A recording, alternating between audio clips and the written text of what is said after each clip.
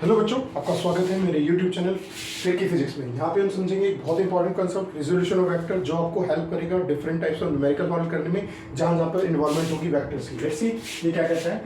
It states that a vector can be resolved. अब जब देखेंगे इलेक्ट्रिक फील्ड में कूलॉम्स लॉ के आप क्वेश्चन सॉल्व करेंगे, सुपरपोजिशन प्रिंसिपल लगाएंगे, तो ये टॉपिक बहुत ज्यादा हेल्प करेगा आपको। It states that a vector can be resolved into two mutually perpendicular components. Now how? Let's see. For example, this is your x-axis, this is your y-axis. Now this is a vector A, so it is making angle of theta. So vector A can be resolved into two perpendicular directions x and y here.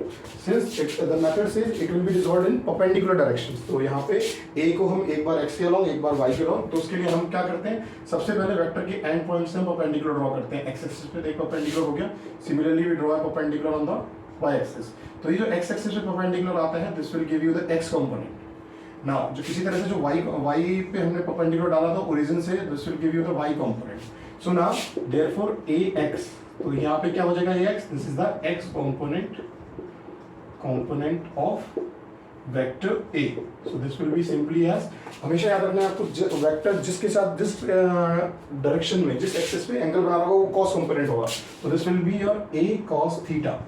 Similarly ay, this will be the y component of a। So this will B, क्योंकि angle इसके साथ बना रहा था तो cos theta इसके साथ आया, जिसके साथ नहीं एंगल बनाएगा वहां पे आएगा sin, तो this will be equal to a sin theta.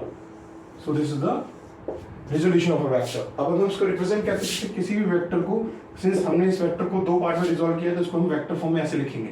11th class में आपने पढ़ा होगा, अगर दो डायरेक्शन में वेक्टर है एक्स और वाई में, तो एक्स के लिए हम यूज करते हैं आई कैप और वाई के लिए यूज करते हैं जे कैप।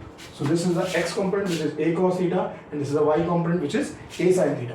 थोड़ा सा एक और इसी में समझ लेते हैं, अगर ये एंगल थीटा के साथ ना बन के आपका y के साथ बन रहा होता, जो थीटा एंगल है x के साथ ना बन के y के साथ बन रहा होता, तो basically this is your y axis, this is your x axis, this is your vector a। Now अगर थीटा यहाँ पे होता तो बेसिकली मेथड वही रहेगा आपका, रिजॉल्व आप इस तरह से करोगे, बट अब जो x कंपोनेंट है वो क्या हो जाएगा, क्योंकि एंगल नहीं बन रहा है, और जब एंगल नहीं बनता है तो वो हो जाता है साइन, तो ये हो जाएगा a sin थीटा, और जिसके साथ एंगल बनता है वो होता है cos, तो यहाँ पे y कंपोनेंट जो है आपका वो हो जाएगा a cos थीटा। तो आपको समझ में आ रहा है, बेसिकली सिंपल सा एक है, और वो वेक्टर्स कौन सा है, अब जरा ध्यान से समझो इसको। ये वाला जो वेक्टर है आपका, ये एक कंपोनेंट इसका ये हो गया है और एक कंपोनेंट ये हो गया। सिमिलरली ये जो वेक्टर था आपके पास, एक हमारा ये परपेंडिकुलर कंपोनेंट है इसका, और एक ये, तो ये जो दो कंपोनेंट में ब्रेक हो गया, इसी को हमने x बोला और ये y बोला। तो ये आपका बहुत इंपॉर्टेंट कॉन्सेप्ट है, ये आपको बहुत अच्छी तरह से समझना है। ये आपके न्यूमेरिकल्स में, कूलॉम्स लॉ के न्यूमेरिकल में, अदर न्यूमेरिकल्स में जहाँ पे वेक्टर की इन्वॉल्वमेंट होती है वहाँ पे बहुत हेल्प करेगा। इसकी एप्लीकेशन के लिए वीडियो लगातार देखते रहें, सब्सक्राइब नहीं चैनल।